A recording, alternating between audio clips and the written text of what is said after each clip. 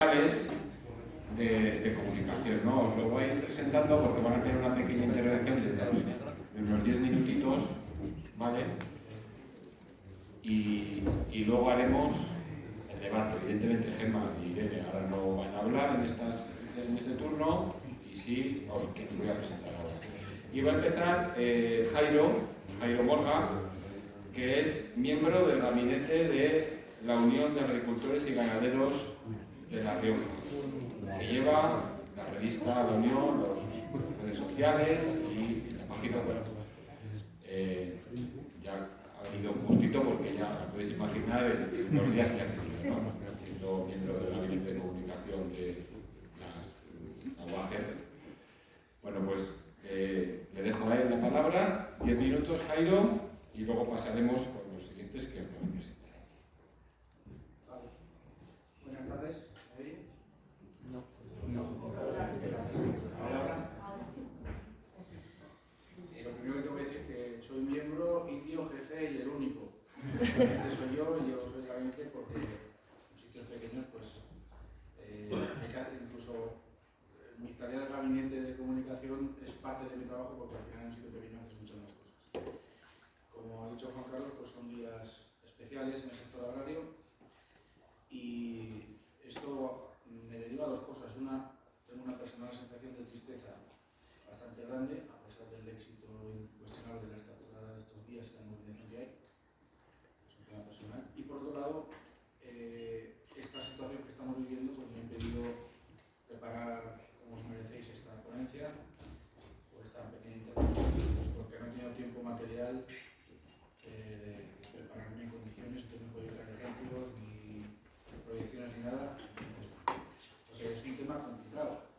La comunicación referida al cambio climático en el sector agrario, no digo que no exista, pero es muy residual, muy de tercera línea, porque nos devora otro tipo de cosas como ahora estamos viendo en la actualidad. Y si algo se comunica respecto al cambio climático, es para mal. Para sentirse el sector agrario, cuando digo agrario se incluye agrícola y ganadero. Cuando se habla del sector agrario del cambio climático es para mal por dos motivos. Uno, porque nos está jodiendo, y eso es evidente, ¿verdad? Que conozcáis un poquito los cultivos y lo que llueve, no llueve, etc. Y dos, porque el sector se siente criminalizado por la sociedad urbana con respecto al cambio climático. Evidentemente, con mucha parte de razón por parte de la sociedad urbana cuando critica el sector agrario, porque evidentemente genera mucha contaminación. Pero digamos que el sector no lo ve como contribuir al cambio climático, sino como que el cambio climático le está fastidiando y encima las políticas inciden más todavía en cuestionar el bolsillo.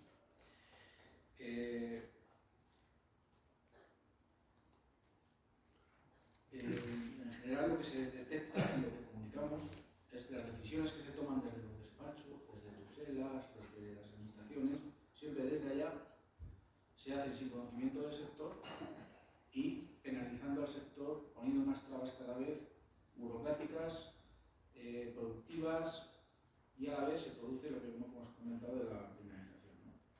Entonces, todo esto ha ido aumentando hasta llegar al día de hoy, que esta semana ha eclosionado, y el ejemplo de cambio climático es muy bueno para comentar cómo se ve desde el sector agrario. Luego os pongo algún ejemplo. Todo esto no ha sido de un día para otro, ha sido progresivo. En mi opinión, la sociedad ha ido impulsando unas medidas de respeto al medio ambiente para luchar contra el cambio climático y de intentar generar cada vez menos emisiones y menos contaminación para evitar los efectos que se ven ya del cambio climático que pueden acabar en una catástrofe, como se apuntaba antes, el fatalismo, etc. Todo esto, mientras había cierta rentabilidad, se iba solventando.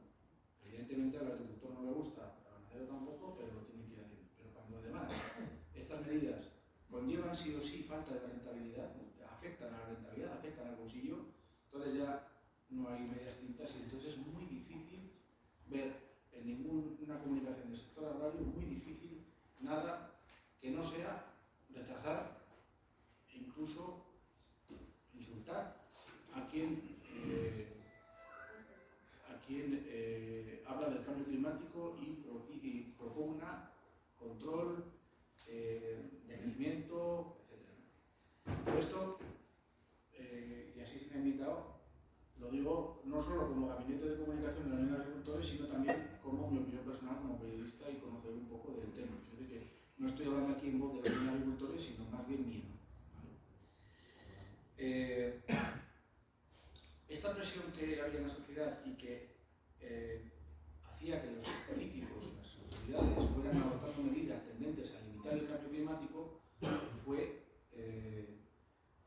teniendo bastantes respuestas y bastante legislación al respecto y bastantes ejemplos de cómo desde las instituciones se perseguía limitar los efectos del cambio climático y sus efectos, en concreto en el sector agrario. Entonces, se han ido limitando muchas prácticas culturales, el cultivo de los agricultores, y yo siempre pongo el ejemplo de la quema de rastrojos. O sea, el agricultor a la quema de rastrojos solo ve ventajas. Y te pueden estar hablando 2 días de las ventajas de la quema de rastrojos. Sale menos malas hierbas al año siguiente porque se queman las semillas, hasta se utiliza para las plagas de topillos, todo ventajas. La tierra se queda de no sé qué manera, no soy capaz de explicar, mullida o no sé cómo, que de manera que después la siembra es mejor al año siguiente. Claro, no solo esquilmas el terreno que se va regenerando, esquilmas el manto de la primera capa de tierra, sino que además generas evidentemente contaminación de gas, bueno, está claro, ¿no? Pues no hay forma. Yo, y esto es un poco la tesis de la comunicación que estoy haciendo, les explicaba, eso nunca va a volver. La quema de rastrojos nunca va a volver. Puedes pedir otras medidas, que la siembra directa te la financies, lo que quieras. La siembra de rastrojos nunca va a volver. Bueno, pues yo lamentablemente me estoy tragando mis palabras y posiblemente veamos quemar rastrojos, porque desde la comunicación del sector agrario vamos a pedirlo ya rápidamente como una de las panaceas para ahorrar costes en el cultivo y que no es tan mala climáticamente. Eso al tiempo.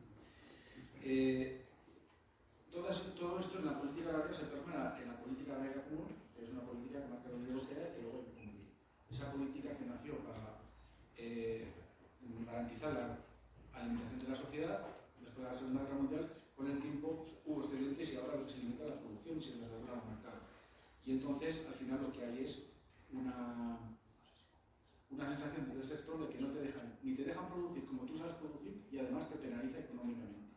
Porque el fundamento de la PAC es que los precios de los alimentos no sean muy caros y a la vez los agricultores puedan producir, para lo cual están las ayudas.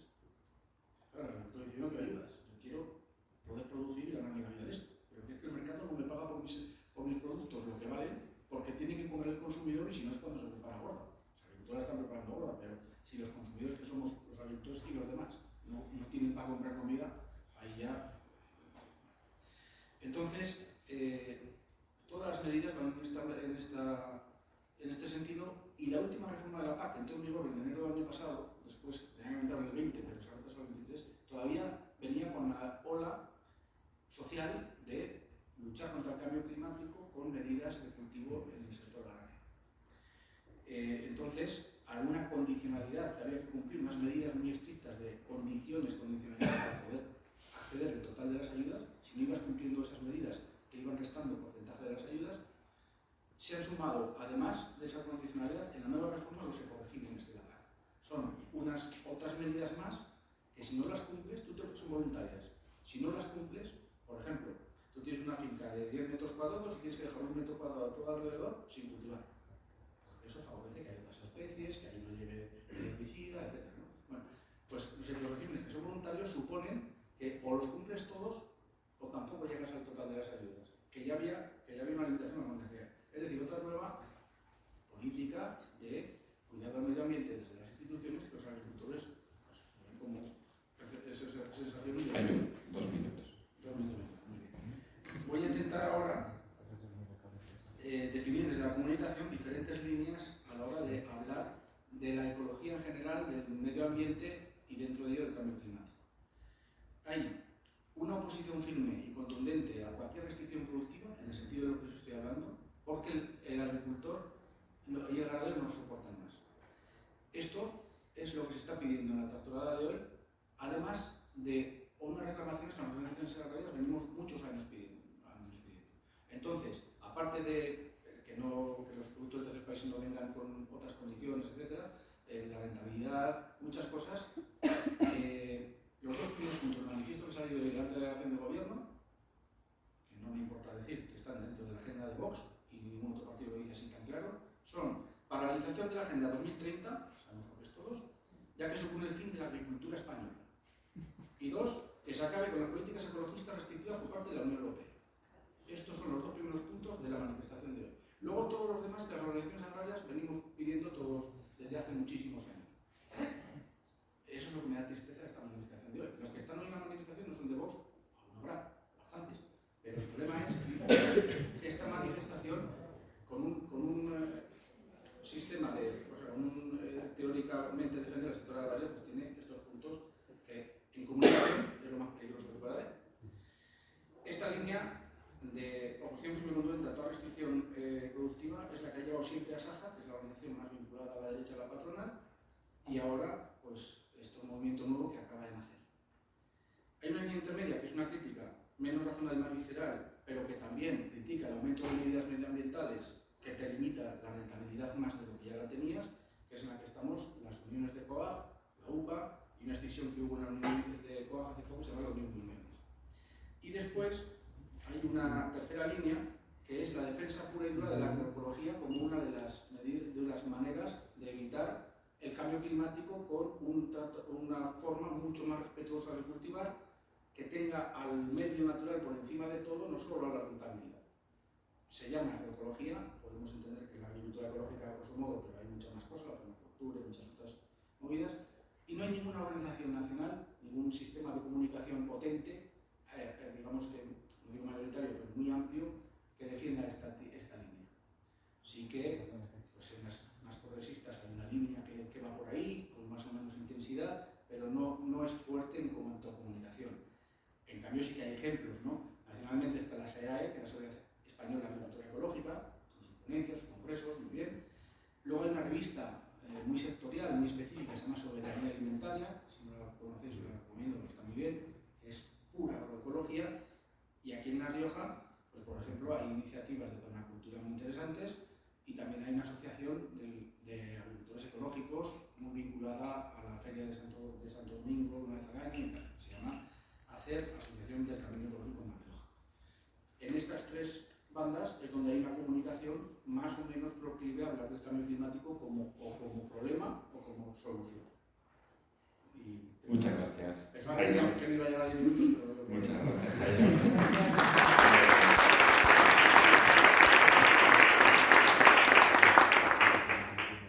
La siguiente intervención es José Calvo, más conocido comúnmente Sojuela, en las redes, médico y hace difusión en medios locales, ha sido premio de Medsinovas.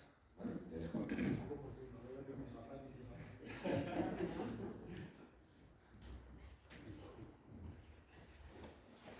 Iba a bajar al barro, pero me va a quedar aquí.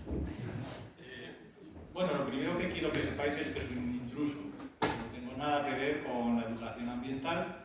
Yo soy médico y simplemente me gusta el tiempo y hablo mucho del tiempo y de aquellas pajas, estos lodos. Cada vez te llaman en más foros para hablar del tiempo y de paso del cambio climático, porque claro, hasta ahora la verdad es que vuestras charlas, las de ayer de Paco, qué interesantes son, muy interesantes.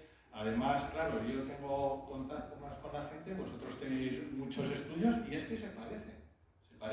Pero ahora vamos a bajar al barro. Yo cojo mi bolsa con mis experimentos, con mi proyector y me voy a dar una charla a colegios, asociaciones de mujeres, agricultores, ganaderos, da igual. ¿Y qué es lo que me encuentro? Pues apunta ahí, ecopasotismo. Acabo de conocer a los primeros ecoansiosos de La Rioja. Nunca. ¿Y tú eres ecoansioso? Digo, bueno, es que ansiedad me parece una palabra muy fuerte. Yo soy ecoinquieto. Digo, hay un problema, ¿qué puedo hacer yo para solucionarlo? Y entonces ahí me quedo. pero ¿a qué público me tengo que dirigir yo, ¿no? Yo generalmente, venga, háblanos del clima en La Rioja, y siempre meto cambio climático. Pero es que cuando llega el cambio climático, lo que me encuentro es cambio climático. ¿A cuántos os interesa el cambio climático? Todos con la mano levantada. Y cuando pregunto, ¿qué hacéis para evitarlo? Entonces empiezan a mirarse unos a otros. Y fíjate qué curioso, porque los avezados que levantan el dedo dicen, reciclamos. Bueno, pues ya es algo, pero de clima poco, medioambiental.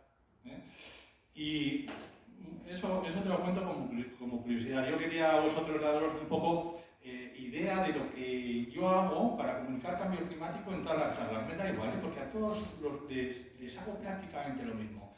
Niños, mayores, bodegueros, a todos lo mismo. Procuro sobre todo crear debate. Me callo mis opiniones y dejo que ellos hablen. Entonces, lo primero que me gusta hacer siempre es explicar un poco de qué hablamos, qué diferencia hay entre cambio climático, entre huella de carbono, calentamiento global. Porque me van a decir, el cambio climático existe siempre. Sí, es verdad, siempre ha existido, pero es que de ese cambio climático no es lo que me interesa a mí hablar. A mí me interesa hablar del cambio climático antropogénico producido por el CO2, que en realidad es el calentamiento global. No es cambio climático, es calentamiento global producido por el CO2. Entonces, lo primero que hacemos es dejar claro cuáles son los términos.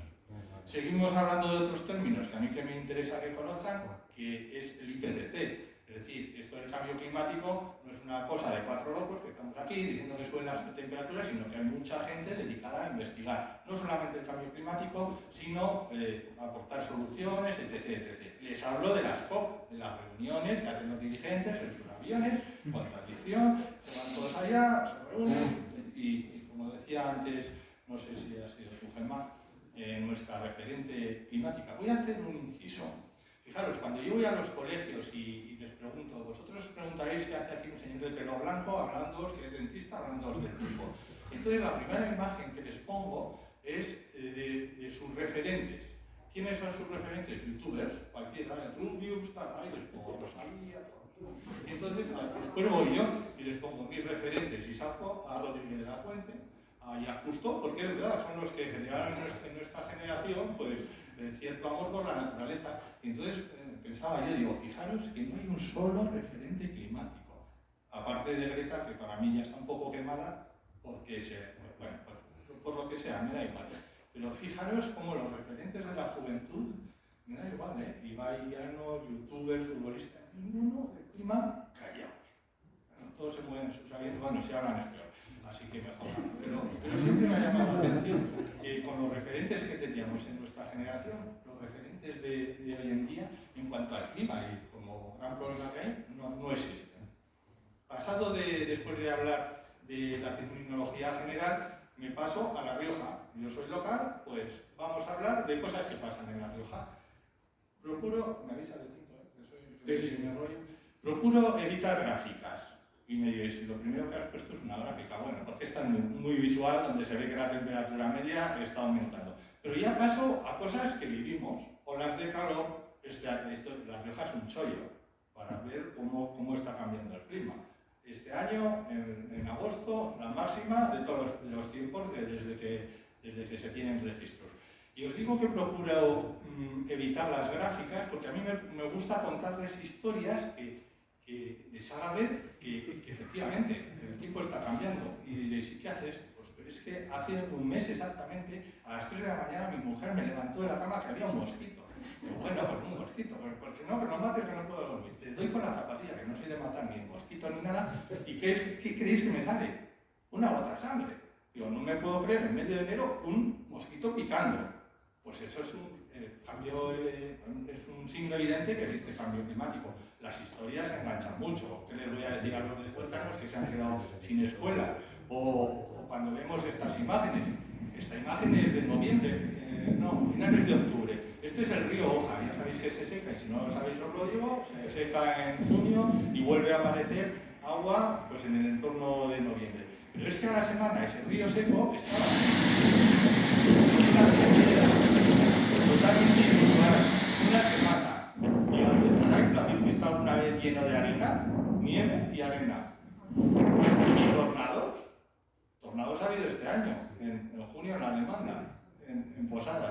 O sea, quiero deciros que me dejo a nivel de usuario de usar muy pocas gráficas, muy pocas cifras, y me dedico a cosas que ellos ven, que ellos sienten. Después, soluciones, ¿qué hacemos? Mitigación, pues empezamos a explicar, pues controlar el CO2, etc.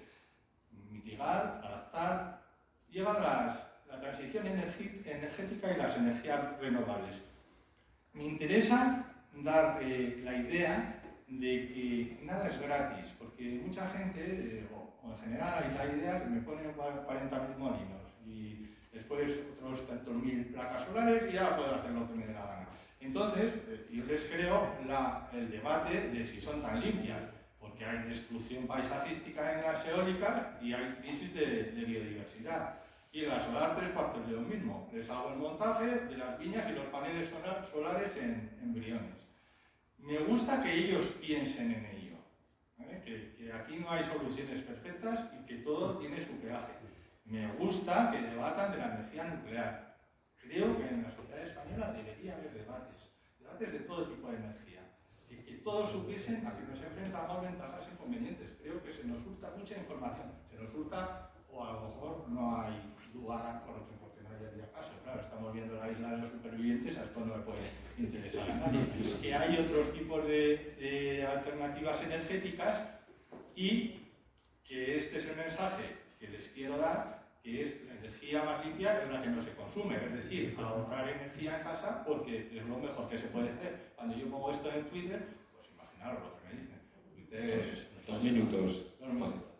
Después, hago mucho hincapié en la economía circular, porque las generaciones como las mías lo van a comprender muy bien. Es lo que se hacía antes, porque la ropa pasa de unos a otros, los libros se reutilizan, los coches ya no se pueden arreglar, ahora se cambian piezas. Bueno, pues yo creo que la economía circular es esencial en el reenganche de la sociedad a empezar a hacer cosas por el cambio climático. Antes de que hablar que tienes que ir en coche o no tienes que ir en coche. El transporte sostenible, Iñaki, Bicimán, qué luchas tenemos, y en esta ciudad, con nuestros carriles bicis que han dejado de estar. Pero no es que el gobierno se haya empeñado en quitar los carriles, somos nosotros no, pero lo ha pedido el vecindario, por lo tanto nosotros tenemos que trabajar en convencer a ese vecindario que las bicis es mucho mejor que los coches a motor, ¿no? Con sus incoherencias a veces. Adaptación, hay imágenes que valen su peso en oro, ¿no? Los osos polares. A nivel local, la adaptación que se está haciendo ya. Pues los viticultores están buscando para sembrar en tierras más altas por el cambio climático, nuevas especies de olivo. Y lo que les decía antes, la crisis que se declaró por el Parlamento Europeo no era solo climática, sino que era ambiental. Y el medio ambiente engancha mucho más que el clima a la hora de que alguien haga algo. Esta imagen para mí es la mejor que hay, porque lo resumen todo. Aquí hay crisis climática y un mar lleno de plásticos. Y el mar lleno de plásticos es, los plásticos, quizás sea de todo lo que se puede hacer, o que la gente entiende mejor por hacer, uno de los puntos esenciales. Es decir, coger el medio ambiente para hacer cosas por el clima. Porque yo lo que tengo que conseguir es que hagan algo, me da igual el qué. Y después me hacía mucha gracia la clasificación del Paco de ayer de los grupos, porque yo ya los hacía para estas charlas. Teníamos 4 tipos de gente, ¿no?, que reaccionan ante el cambio climático. Eso no es verdad, que da igual. A ver si alguien hace algo, a ver si el gobierno hace algo, los dirigentes hacen algo, los concienciados, que somos los que nos damos cuenta que hay un problema, que tenemos que hacer algo, algunos hacen más, otros hacen menos, y después están los activistas climáticos. Me gusta debatir si este tipo de activismo es bueno o es malo en relación a si qué efectos causa en la sociedad. Me gusta también introducir en la juventud qué hace esto si tienen ansiedad, no sé lo que puede tener, o otra cosa. Y me gusta establecer otros puntos de estos cambios climáticos, porque hay cosas que también hay que tener en cuenta. No puedes construir una urbanización en meandro de un río, ¿no? Y las incoherencias del sistema. Creo que La individualidad es importante, no en cuanto, porque a lo mejor esta diapositiva es un poco fuerte, no es que seamos nosotros responsables, pero sí que somos el punto de partida que podemos enganchar a otros a la hora de hacer algo. A lo mejor, más que por responsabilidad de culpabilidad, por inicio. Y suele acabar pues, con esta imagen de que siempre se puede hacer algo. O sea, evitar el catastrofismo, que se den cuenta de lo que ocurre a su alrededor y de que se pongan manos a las obras, que todos pueden hacer algo. Hasta me dicen las viejecitas, yo no puedo hacer nada. Sí, le puede convencer a sus nietos. Y el hijo, pues no puedo hacer nada. Dile a tu padre, compra en el comercio local, no compres tanto en Amazon. O sea, se pueden hacer miles de cosas, me da igual medioambientalmente o climáticamente, para empezar a hacer algo. Muchas gracias.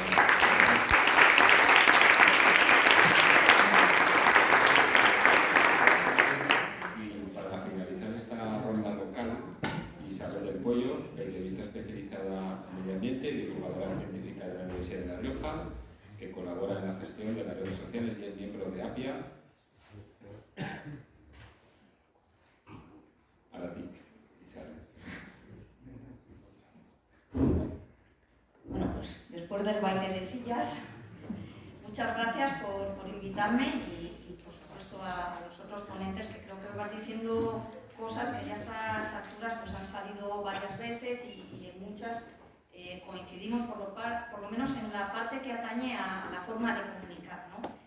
Primero explicaros, porque quizá no todo el mundo conoce, la unidad de cultura científica donde yo trabajo realmente es como un intermediario, que lo que tratamos es de ser el paso intermedio entre los científicos, nuestros investigadores, principalmente de la Universidad de La Rioja, y la sociedad, el traducir ese lenguaje a veces técnico, a veces difícil de comprender por el que no está especializado, para que todo el mundo por lo menos sepa lo que se está haciendo, lo que se está investigando y tener una idea, por supuesto, básica. No lo puedes explicar a fondo ninguna de estas cosas, pero al menos saber en lo que se trabaja y los pequeñitos avances o grandes avances que desde la universidad se están haciendo en investigación. Este tema del periodismo científico tiene mucho que ver con el periodismo ambiental, porque bueno, realmente el periodismo ambiental también es periodismo científico, ¿no? en buena parte, y manejamos las mismas herramientas, nos enfrentamos a retos muy parecidos y también vamos buscando soluciones que muchas veces, como no puede ser de otra forma, coinciden. Para empezar, tanto unos como otros tenemos una fuente principal que son los científicos, los investigadores o los expertos. Es una voz autorizada, en eso tenemos una gran ventaja, porque sí que sabemos quién es el referente, ¿no? Quién es a quien tenemos que acudir cuando se habla de ciertos temas. Son una voz autorizada que además ofrecen confianza. No es lo mismo que yo explique algo al público general que lo explique una persona que ha estado investigando y trabajando en ese área y que sabe de lo que habla en profundidad, que tiene todos esos datos. A veces deben ser los protagonistas, otras no, pero a veces sí que interesa. Y aparte de que tengan los datos y sepan explicar y tengan el seguimiento de todo lo que ha pasado hasta llegar pues, a ese descubrimiento o ese avance, tienen detrás una historia humana que es la que también nos permite acercarnos al público.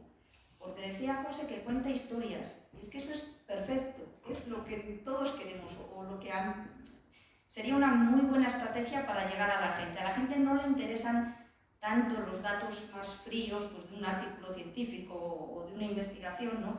Aunque estén muy precisos y sepan demostrarlos muy bien, sino lo que hay detrás, ¿no? la historia humana, cómo afecta eso a tu vida cotidiana, a tu vida personal.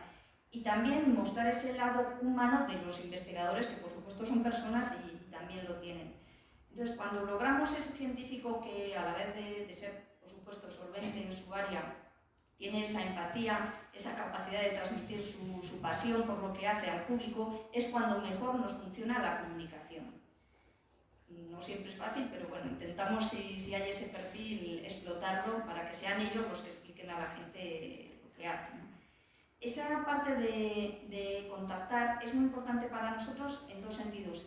En que sea comprensible lo que dicen, en que el lenguaje que utilizan, las analogías, los ejemplos, sean cotidianos y estén cercanos al público, y más nosotros somos una universidad en La Rioja, es un territorio pues, pequeño en el que podemos tener mucha conexión y saber el público al que tenemos cómo dirigirnos, qué problemas tienen o qué pasa por su cabeza, más que en una zona más amplia. Y a la vez para despertar el interés, porque para que alguien te escuche, para llamar la atención, primero tienes que conseguir esa chispa, ese algo que dicen, voy a ver qué dice esta persona, ¿no? Y esperemos que luego duren algo más de unos segundos, porque a veces son temas un poco complicados para explicar en breve, pero que por lo menos necesitan ese gancho. Y ese gancho muchas veces se consigue con las emociones, que es de lo que habéis estado hablando, también Irene nos estaba hablando, para que esas cifras más frías o esos estudios muy científicos, que lo lees y dices, Dios mío, qué tostón, ¿no? qué aburrimiento, hacerlos más fáciles de entender, más cercanos y que vean cómo realmente te pueden a ti afectar en el día a día. Digamos que es tener un poco equilibrio, ese equilibrio entre la información que tiene que ser rigurosa, precisa, basada en investigaciones, en datos, en artículos, y el acercarse a la gente con un lenguaje que ellos entiendan y que les implique. Nosotros desde la Unidad de Cultura Científica trabajamos en dos líneas principales. Una es la difusión de resultados de investigación puros, pues los investigadores pues de cualquier área, ¿no? de química o de sociología o de cualquier área, que publican en una revista científica o que logran un pequeño avance, un hallazgo de cualquier cosa que tenga cierta relevancia científica y cierta novedad. Hay que hacer que eso que científicamente puede ser muy importante también sea atractivo y la gente por lo menos tenga algún interés o pueda leer ese artículo o ese vídeo o de alguna forma le llegue y le interese. Tenemos casos que tienen que ver además con el cambio climático. Uno de los más evidentes, que también lo ha mostrado José, son la adaptación al cambio climático. Aquí en los grupos de investigación sobre viticultura, como Martínez de Toda y otros investigadores, hacen proyectos, realizan proyectos de investigación sobre adaptación al cambio climático, principalmente del viñedo.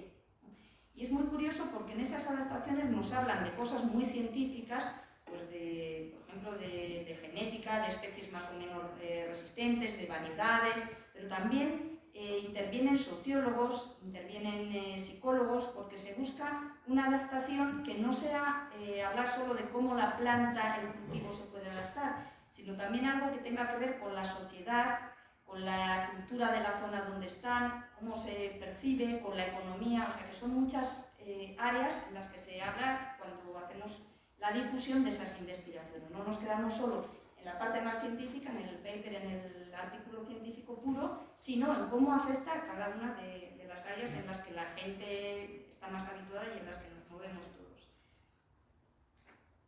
Aparte de estas investigaciones centradas sobre todo, como os digo, en viticultura, también tenemos un grupo de investigación que trabaja sobre la calidad del aire. Entonces, por ejemplo, ellos han desarrollado unos dispositivos que son como unas esferitas de musgo, que en esos musgos, analizando lo que recogen del aire, lo que cazan, se puede ver la contaminación de ciertos productos y evaluar si el aire de Logroño es más o menos saludable.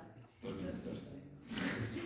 Bueno, pues, por ejemplo, esas investigaciones sí que se pueden acercar mucho al público porque nos están hablando de algo que, bueno, todos respiramos, ¿no? El aire de Logroño, entonces eso interesa mucho. O cuando este mismo grupo de investigación, 2 de nuestros investigadores participaron en la campaña Antártida y se fueron hasta allí precisamente para estudiar los musgos de la Antártida y cómo les afectaba o no el clima, el agujero de ozono, que por suerte ya tiene menor afectación que en otros años y todas estas cosas. Y sí, nosotros hablábamos y vendíamos esos resultados, pero también había que contar toda la aventura de cómo ellos iban allí. Hicimos algunas conexiones, poquitas porque lo tenían difícil, con colegios por internet, y los críos no preguntaban los resultados científicos, no les preguntaban más cosas pues como qué comíais o dónde dormís o cosas así, ¿no? Y esa doble faceta, esa parte de contar la aventura y contar también los resultados es muy interesante, porque aparte de divulgar ciencia, hay una parte muy importante para nosotros que es las vocaciones científicas, ¿no? Estimular esa curiosidad de los críos y ver que esa parte también de descubrimiento, de aventura, la pueden tener en una carrera científica. Bueno, pues aparte de esta difusión de investigaciones, otra parte muy interesante del trabajo de UCC son las actividades de difusión de la ciencia en general que hacemos para público general, pero sobre todo centrado en preuniversitarios y en niños y adolescentes. Ahora, por ejemplo, este fin de semana tenemos toda la campaña del Día Internacional de la Mujer y la Niña en la Ciencia, tenemos Semanas de la Ciencia, muchas actividades que se intenta que sea lo más lúdico posible, que la gente participe, sobre todo cuando son chavales, que manipulen, que lo experimenten ellos. Se hacen muchos talleres. Hay en áreas que es más fácil, pues en química es más fácil montar un taller de experimentación, ¿no? Pero hay que intentar que toda sea esa experimentación lo más posible, y es una forma también de comunicar, de transmitir, que nosotros creemos que es muy válida. Bueno, por esa vía también tenemos bastante trabajo. Sí que quería comentar, más pasando a lo que es puramente la comunicación del periodismo, de los medios de comunicación, un par de documentos que yo creo que pueden ser también una referencia para el periodismo local. Por ejemplo, está la Declaración de los Medios de Comunicación frente al Cambio Climático, que conocéis muy bien, hecha con ECODES y el Grupo de Investigación Mediación Dialéctica de la Comunicación Social de la Complutense, y que es un pequeño decálogo para periodistas que hablaban de eso, de cómo hacer que el cambio climático se comunique mejor. Hablan de promover la frecuencia y continuidad de información sobre el cambio climático de calidad, es decir, no dejarlo, sino ser muy pesados, incidir no solo en los impactos del cambio climático, sino también en las causas y en las soluciones, que también se ha dicho aquí, lograr que se pueda visualizar ese futuro, no sé si esperanzador o no, pero por lo menos distinto o no tan catastrófico como parece a veces. Propiciar un enfoque desde el punto de vista de la justicia climática, que también es muy importante, y en esto, por ejemplo, el tema de las reclamaciones de los agricultores y ganaderos pues tiene mucho sentido. Conectar el fenómeno del cambio climático con realidades cercanas, eso es evidente, lo que estamos haciendo, que te atañe a ti, a tu vida, a tu mundo, ¿no? A tu ciudad. Difundir iniciativas lideradas o emprendidas por los ciudadanos, también es un punto muy fuerte. Defender un periodismo crítico independiente, divulgar la investigación científica, conectar el cambio climático con los fenómenos meteorológicos extremos, que bueno, hemos tenido aquí un ejemplo buenísimo, y el tema de las redacciones especializadas, que haya periodistas especializados en esos temas. Es muy difícil, y más en medios pequeños o locales, pero bueno, es uno de lo que se intentaba. Y el otro documento es la guía de entrevistas para el cambio climático, de la Asociación de Periodistas de Información Ambiental, que bueno, son unas claves, unos recursos que se dan sobre todo precisamente a periodistas locales que tengan que cubrir este tipo de información. Y se habla de algo principal, que es que sea transversal, que se hable de esto no solo al que le toca cubrir el cambio climático, sino en todas las secciones, también el que lleva economía o el que lleva internacional, que es algo más transversal, que sea un periodismo de soluciones, que hablen no solo de decir lo mal que está todo, que sea más esperanzador, y por supuesto, y como recurso fundamental, lo repito, contar historias. Yo creo la clave para conectar con la gente. Muchas gracias, Isabel.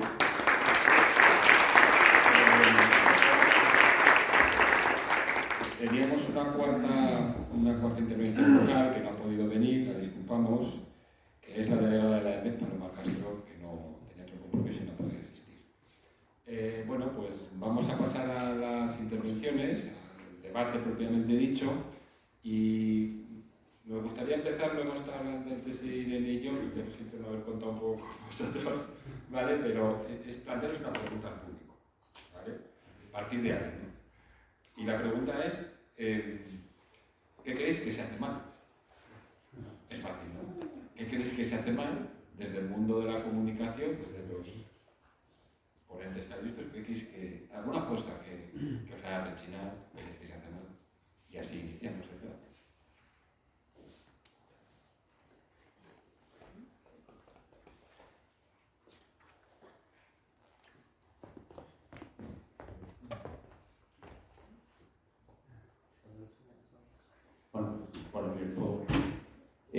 Yo creo que se ha instaurado un relato del catastrofismo, ese que genera la ansiedad, en los medios de comunicación como una manera de vender producto.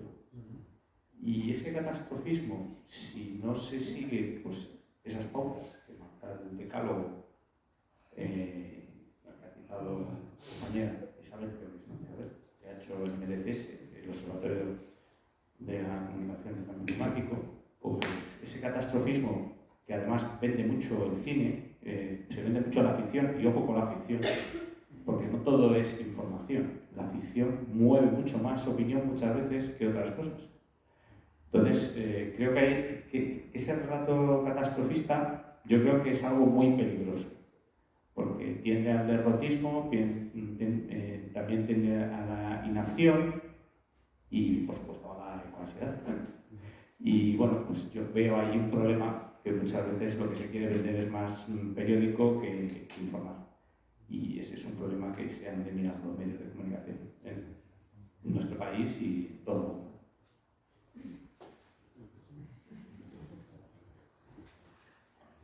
No sé si es responsabilidad de ellos o no, pero yo creo que el periodismo informa de lo urgente, no de lo importante.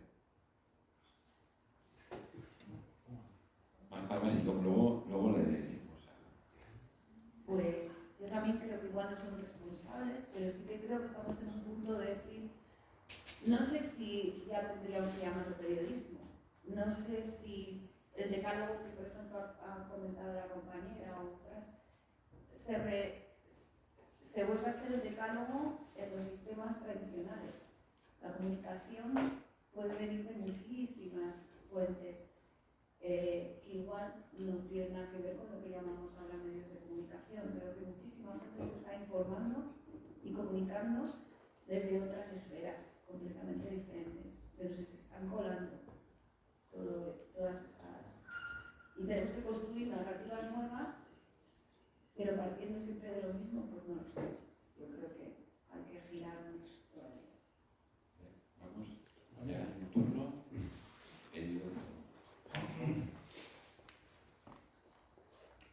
Yo creo que uno de los problemas que tiene la comunicación, ya sea del cambio climático o de cualquier otro ámbito, es la falta de credibilidad por parte de quien lo escucha y no está del todo de acuerdo en lo que está o escucha o lee o recibe, porque una gran cantidad de los medios de comunicación están adscritos a intereses de unos o de otros, en general. Y eso ha hecho perder la credibilidad en cualquier cosa que te digan. Y de ahí hace crecer el negacionismo, hace crecer a otros, ¿cómo le llamas?, anti-WAP, de ese tipo sobre todo por negar esas, a lo mejor, evidencias que pueden parecer evidencias científicas, pero si luego resulta que el medio contrario te trae otro informe diciendo lo contrario, o sea, es que hay informes incluso científicos contradiciendo a informes científicos. Así que ha llegado un punto en el que no me extraña que la gente lo niegue todo y no se crea nada. Creo que es difícil de comunicar si nadie te va a creer lo que vas a decir. Y ese es uno de los mayores problemas para mí.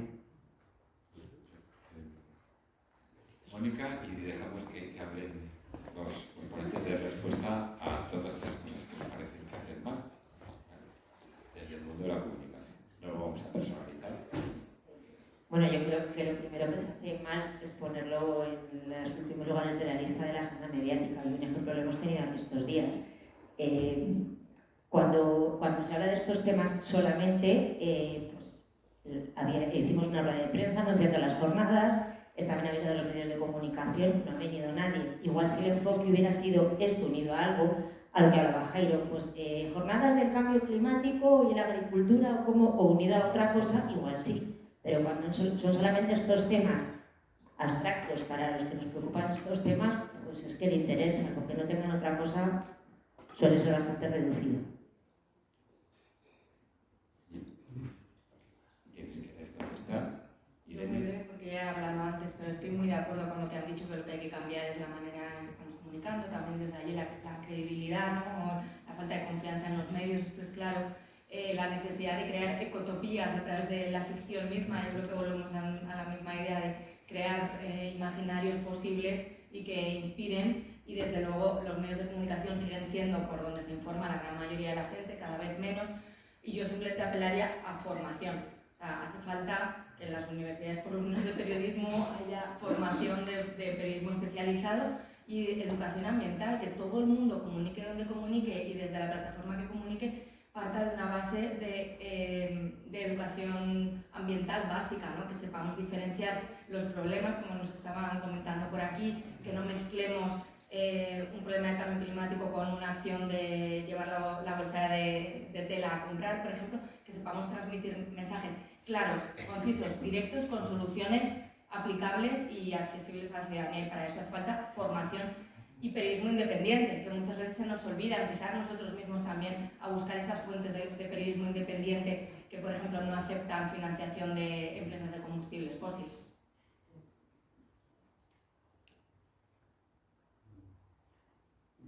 Bueno, gracias por la pregunta y por todas las aportaciones.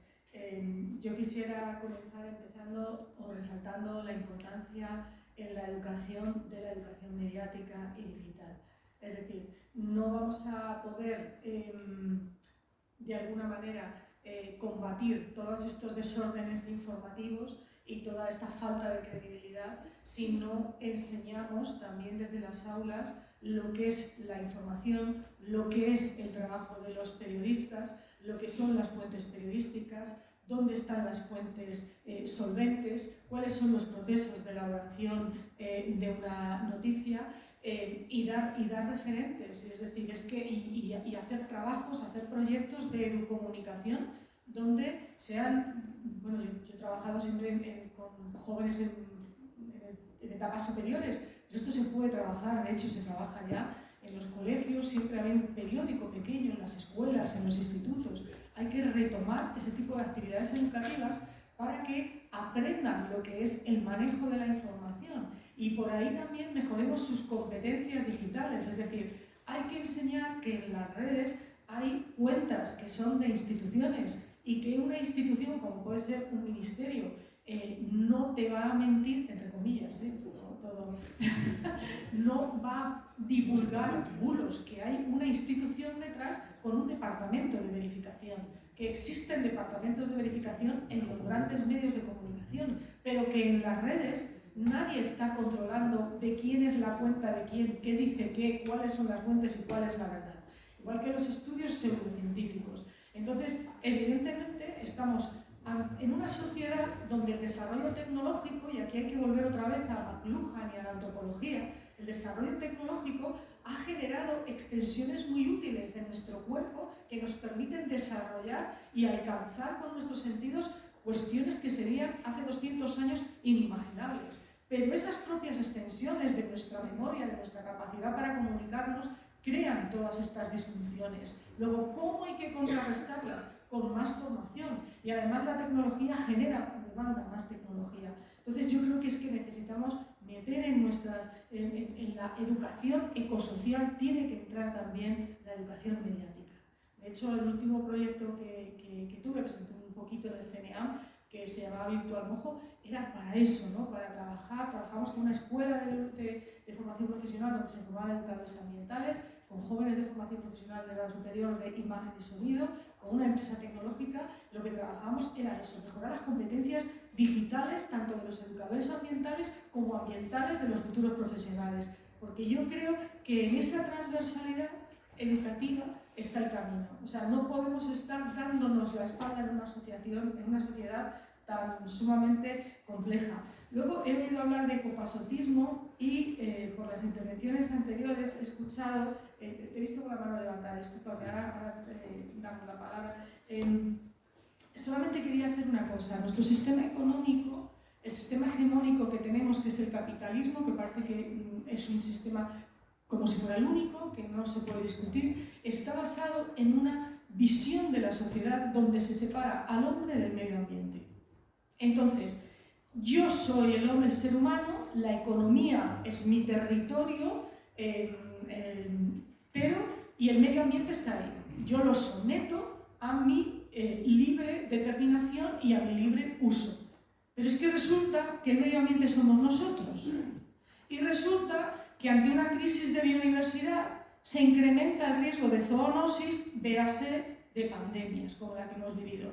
El medio ambiente somos nosotros y resulta que si utilizamos un exceso de pesticidas, tenemos ya los mares y los ríos del mundo eutrofizados. Esto significa que hay muchas zonas ya de este país y de muchos otros donde no es posible, por ejemplo, la pesca, porque han desaparecido muchas especies. O en un charco verde nadie quiere ir a bañarse y hay un sector afectado, como es el turismo, de esa región.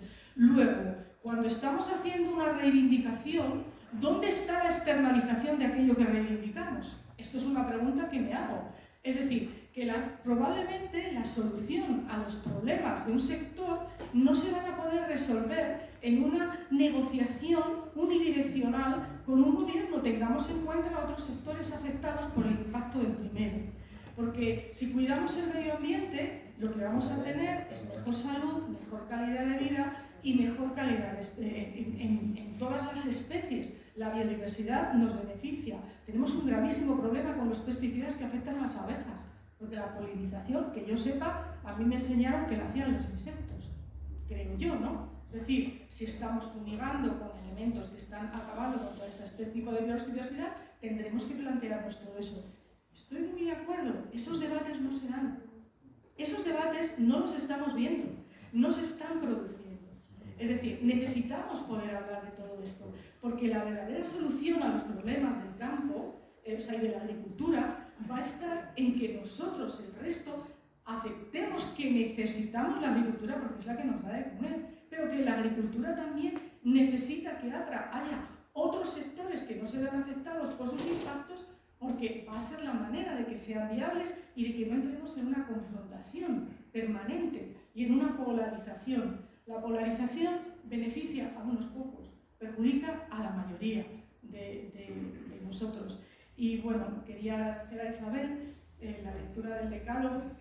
Hay una versión de 2022 que trabajamos también con muchos investigadores y también quería comentarte que hay decálogos para redes sociales. Me parece que alguien trabaja. Hay decálogos para redes sociales. El decálogo de CODES en colaboración con el equipo MDCS y el Observatorio del año 2022 es un decálogo transversal. O sea, ese decálogo, al igual que este, prácticamente lo puede aplicar una unidad de cultura científica o un medio, o se puede aplicar para preparar una charla. Es decir, no estamos hablando sobre decálogos sectoriales. El decálogo de APIA, por ejemplo, para hacer las entrevistas, es justamente para hacer entrevistas de proximidad y es un decálogo muy interesante para trabajar la entrevista política, porque son los políticos al final a los que les demandamos. Ellos son los responsables de la gobernanza, pero claro, son sensibles a las reivindicaciones, ¿no? de los activistas, de los sectores productivos, y por eso es importante la labor de los periodistas. El periodismo es la representación de los intereses, o debería ser la representación de los intereses de la opinión pública ante los poderes fácticos. Cuarto poder. Juanjo. Bueno, simplemente que detrás de una noticia o una publicación ministerial no puede haber una mentira, no estoy de acuerdo. A lo mejor es donde más mentiras encontramos, siempre que esté, porque va a estar controlado por un ente político que va a tener unos intereses, digamos, hacia un lado, hacia otro me da igual, me da igual cualquier lado. Y precisamente las redes sociales no tienen detrás, has dicho, no tienen detrás un control, tienen una libertad de expresión. Lo difícil es que cada uno, y para eso existe lo que debemos crear es un pensamiento crítico, seamos capaces de filtrar automáticamente nosotros mismos lo que escuchamos y cómo escuchamos y escuchar diferentes medios o diferentes lugares de comunicación. La misma comunicación, digamos, o la misma noticia y saber cuál es la verdadera. Es por eso digo que es muy difícil saberlo, porque encontramos contradicciones continuamente. Pero desde luego que un medio que venga del Ministerio Público sea más veraz que una opinión de Twitter, a veces sí y también a veces no. Perdón, solo me quería despedir. Siento mucho porque me hubiera encantado escucharos y también tener el debate post-debate, ¿no? Más tranquilamente.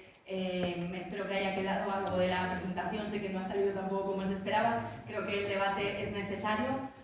Podemos seguirlo en otras vías, siempre de manera constructiva. Yo solo deseo que seamos capaces de crear esos imaginarios, que los necesitamos, y que no nos pongamos zancadilla entre quienes remamos en la misma dirección, porque ya bastante resistencia vamos a encontrar desde fuera. Que nos sigáis inspirando mucho con vuestro trabajo. Muchas gracias y hasta la próxima, y siento mucho que me tengo que ir. Gracias.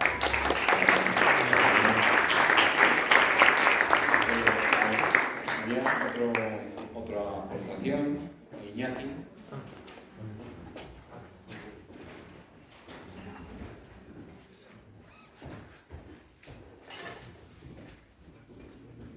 No tengo mucho ánimo de romper la...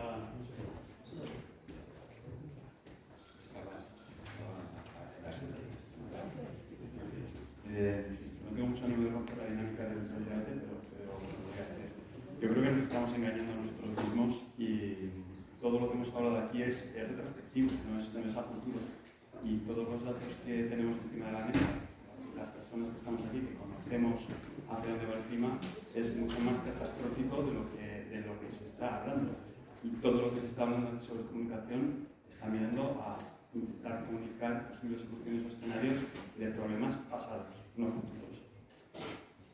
Es un poco deprimente pensar así, pero creo que es más realista que no pensar que lo que estamos hablando se puede hacer, porque eso es un poco Disney. Realmente no vamos a crear una recuperación de la sociedad que teníamos ahora, sino vamos a un mundo bastante distinto de lo que teníamos hasta ahora. Lo que estamos viendo con el mundo de la agricultura es la punta del iceberg que se está deshaciendo, pero es solo la punta del iceberg.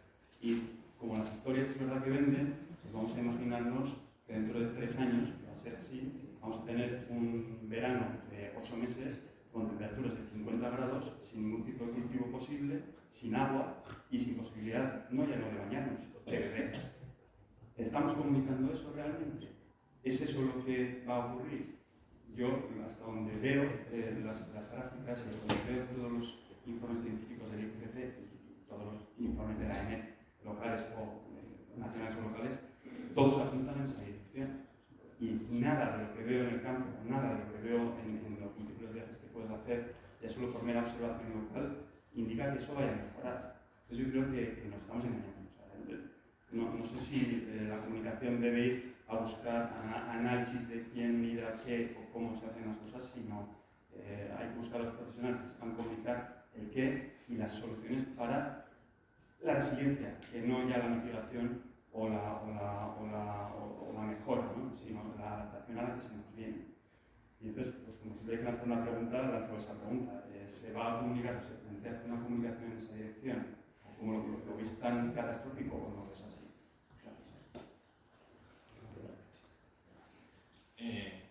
Vamos a ver, Iñaki.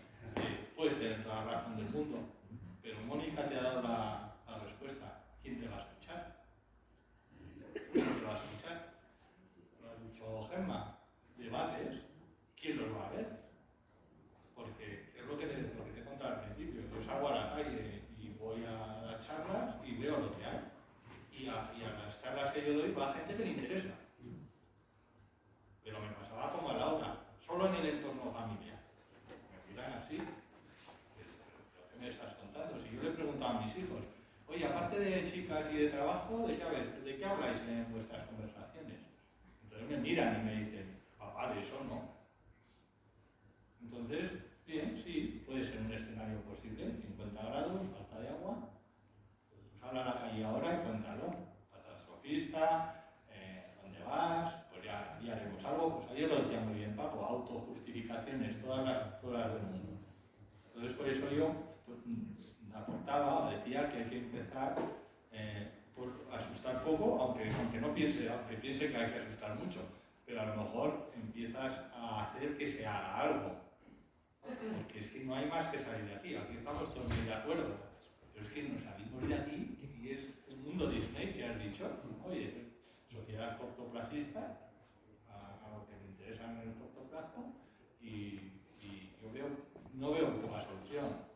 Y ampliando un poco la respuesta respecto a lo de antes, el clima hoy en día es un arma arrojadiza, política, todo polarización. Si haces una cosa, eres un facha, y si no, eres un rojo. Si uso la bici, soy yo. Si no la uso, Pero igual aquí, igual que en Estados Unidos. Por lo tanto, hasta que no vayamos todos de la mano, es difícil que se avance. Y después, ¿qué más iba a decir? Bueno, pues eso, que el debate, para que tenga un poco de éxito, alguien tiene que escucharlo. Sí, iba a decir que es totalmente necesario crear una educación base en la escuela. Cuando los profesores me dicen vente a hablar del clima, digo, déjame el temario. Entonces, pues sí, los climas oceánicos, mediterráneos, digo, ¿y esto es lo que veis del tiempo en todo el colegio durante todos los cursos? Y me dicen, sí. Y eso que ahora han metido algo de cambio climático, pero lo han metido quitando de tiempo. A los niños no van a saber qué son las nubes, pero van a saber que hay unos gases de efecto invernadero. Es que la educación ambiental para crear un espacio debería ser desde los primeros cursos de colegio hasta la universidad. Y no existe. Entonces, ¿cómo va a haber los espacios? Hay muchos puntos. No sé si estaréis de acuerdo. Bueno, yo creo que el miedo en comunicación no funciona. La gente se harta y si no querían antes, menos si vas con ese mensaje. Y puede ser un escenario como el que describes, pueden ser otros, pero también hay iniciativas y hay formas de no hacerlo tan mal. Y creo que es esas las que tenemos que destacar y propiciar. Y más si son iniciativas que vienen de la gente, de los colectivos sociales, que son en los que la mayoría tenemos algo que decir, porque a nivel político de otro, pues prácticamente no. Entonces, quizás mostrar y centrarnos más en esos pequeños parches, si quieres llamarlo, o formas de resistencia, bueno, creo que es más, que hacemos más por lograr que se hable más de este tema, por lo menos, y que la gente esté más enterada, que si nos dedicamos a contar el peor de los escenarios al que puede que nos dirijamos, pero no, comunicativamente no creo que sea una buena estrategia. Última intervención, ultimísima. Hola. Bueno, yo quería hablar desde mi lugar. Yo no soy experta, no tengo ningún curso o carrera o licenciatura o nada. Soy una simple ciudadana que me interesa el medio ambiente, que me interesa cuidar mi planeta. Y pertenezco, bueno, a una asociación que surgió así por ganas de hacer cosas por el medio ambiente. Somos 3 gatos locos, no sé si me acabado. Si no hablo así, si me escuchan. Bueno, somos 3 gatos locos, que somos los locos. Y nosotros hacemos cosas con el colegio, vamos al colegio, plantamos árboles, reciclamos botellas, hablamos sobre el medio ambiente, sobre el cuidado de nuestro pueblo, porque trabajamos a nivel local nada más. Tenéis un huerto precioso en el colegio. Tenéis un Sí, huerto tenemos precioso. un huerto, trabaja un abuelo en ese huerto de ese colegio que va porque le gusta hacerlo y hace todo lo que necesite, lo hace. Entonces, yo desde mi persona, como persona, hago mis cosas que yo creo en ellas. Que me dirán loca, esta que recicla todo, que guarda la cajita, que no sé qué. No tires eso, hago mi jabón para lavar la ropa, investigo sobre cosas nuevas para reutilizar, reciclo, compro de segunda mano, dono, estoy en un grupo de donación, la gente dona, tengo esto, ¿quién lo quiere? Se da. Yo estoy aportando mi granito de arena. Y yo quiero, el día de mañana, cuando me vaya de este mundo, decir, yo hice algo por este planeta.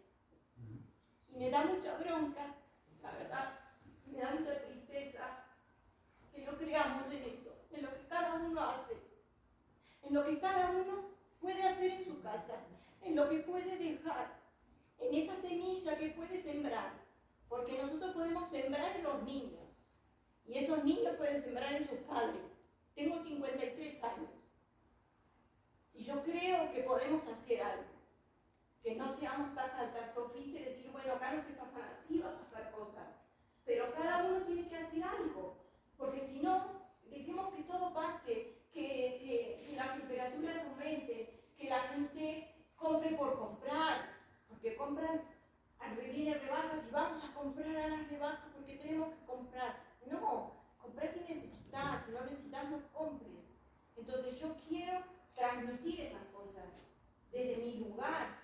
La gente que trabaja con nosotros, todo esto en nuestro grupo, nuestra asociación, desde nuestro lugar hacemos cosas pequeñas, sí, hacemos cosas pequeñas. Hacemos un mercadillo de libros. La gente, para que no lo tire, le decimos, mira, nosotros te damos un ticket por ese libro que tenés en la estantería, tú vienes, y luego ponemos en una mesa todos los libros, y coges un libro nuevo, y te llevas un libro nuevo a casa. Y no lo tiras, porque veo en los contenedores libros tirados. Y cosas así, que son pequeñas, pero a mí me hacen bien, y creo que estoy sembrando en los niños. Porque a mí me dicen, tú eres la que planta los árboles, ¿no? Sí, soy la que planta árboles. Ya me conocen. Y entonces, son pequeñas cosas que se hacen. Vamos a limpiar el río, vamos a pasear, y luego cuando volvemos juntamos basura y la tiramos, y dónde va esto, y dónde... Son pequeñas cosas, pero creo que lo tenemos que hacer, que hay que hacerlo. Aunque digamos, pero ¿y esto qué va a cambiar? Te va a cambiar a ti. Va a cambiar mi conciencia. Mi conciencia, cuando me vaya deteniendo, yo voy a irme tranquila. Porque hice lo que tenía que hacer. Y eso es lo que tenemos que hacer. Y sembrar. Hay que sembrar. Y nada. Muchas gracias.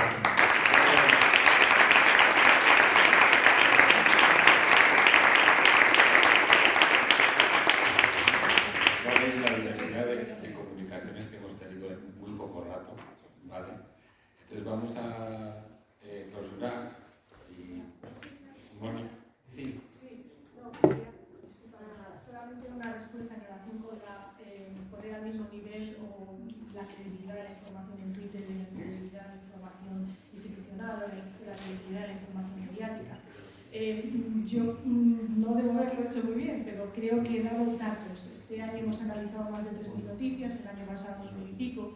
No hemos encontrado noticias falsas, ni hemos encontrado negacionismo en las publicaciones que han hecho los medios de comunicación, los profesionales, los periodistas. Hemos encontrado muy pocas, donde encontramos la mayor parte de negacionismo, que hay muchos tipos, o sea, desde falsedad de noticias, negar las causas, etc. Encontramos muchísimo más en la red social Twitter. Discurso del odio no hemos encontrado ahí, hemos encontrado el poco que hemos encontrado en Twitter, ¿no? Y ya lo he explicado antes las categorías. Entonces, bueno, yo solamente puedo responderte con los datos de la investigación científica, una investigación no auténtica, para ver la generalidad de lo que sucede. Otra cosa es que singularmente también alguna institución, algún medio, que también son instituciones, pueda emitir información falsa, y en Twitter también se encuentran muchas informaciones que no lo son. Sube por aquí, Mónica. Vamos a acabar. Recordaros que tenemos una evaluación ahora, pero no preferimos que dejaros y os lo enviemos por correo con qué emociones habéis sentido, qué conceptos y qué temas os interesan para otras semanas. Bueno, nada, que no os queremos robar más tiempo, que nos hemos pasado. Aparte, bueno, que mejor broche que lo que acaba de decir Analía. Bueno, simplemente dar las gracias a todos los ponentes que nos habéis acompañado, a la universidad como anfitriona y a todos vosotros por compartir estas 2 tardes con nosotros. Ayer, cuando inaugurábamos la jornada, empezamos a hablar de nuestro plan de educación ambiental recién estrenado, a punto de estrenar, y su espíritu y lo que pretendíamos con él, ¿no? Y yo creo que lo que ha pasado aquí, yo por lo menos me voy, pero que todos mis compañeros súper satisfechos, porque era precisamente eso, ¿no? En plan, queríamos que fuese ese lugar de unión, ese punto de encuentro de todas las personas, que somos unas cuantas, aunque la reja es pequeña, que pese a ver los problemas que hay, que son muchos, entendemos que podemos hacer y que queremos hacer, ¿no? Entonces, pues simplemente nada, agradeceros todo, animaros a que sigamos generando esos puntos de encuentro. Como dijimos ayer, ahora en abril vamos a ver cómo nos podemos juntar o qué mecanismo podemos establecer para que estas vías de llevar a cabo las acciones del plan nos veamos periódicamente y cómo lo podemos organizar. Y bueno, simplemente pues nada, agradeceros todo y que sigamos trabajando, que como la esperanza está y las acciones, como has dicho tú, cada uno tenemos que hacer en nuestro ámbito, desde la administración, en nuestra medida, tú desde tu asociación, los profes en clase, los comunicadores en sus medios, pues si todos los que estamos convencidos lo